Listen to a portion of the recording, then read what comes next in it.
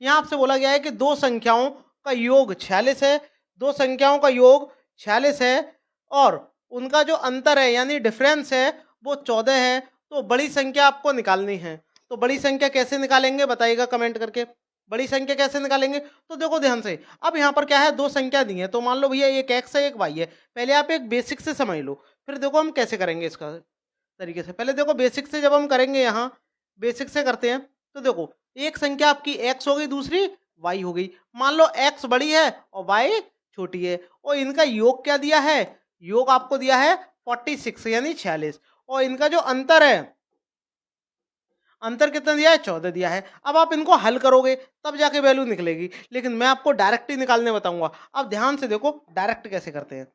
एक तरीका तो है कि आप इसको सॉल्व कर लो पूरी डिटेल से, लेकिन एक तरीका क्या है जो आप एग्जाम में करके आओगे। ध्यान से देखो, बड़ी संख्या क्या है, एक्स। अब आपको बड़ी संख्या जब आप निकालोगे तो इन दोनों को आप जोड़ लो।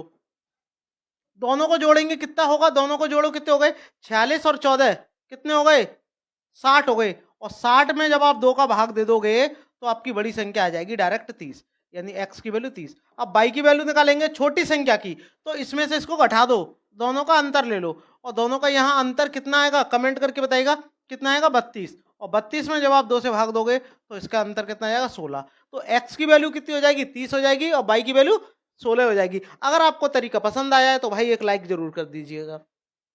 हमें इस तरीके से करने की आवश्यकता बिल्कुल भी नहीं है। हमसे यहाँ बड़ी संख्या पूछी है तो बड़ी संख्या क्या हो जाएगी हमारी 30, जो कि आपका ऑप्शन बी दिया हुआ है। बताइएगा समझ में आया है क्या, आपके समझ में आया है तो कमेंट करके बताइएगा कि समझ में आ रहा है सर। बताइएगा, ये भी बहुत ही आसान सा सवाल है। ज्यादातर दुगने कर दें तिगने कर दें तो यहाँ पर क्या है, बच्चों को कंफ्यूजन बहुत ज्यादा हो जाता है।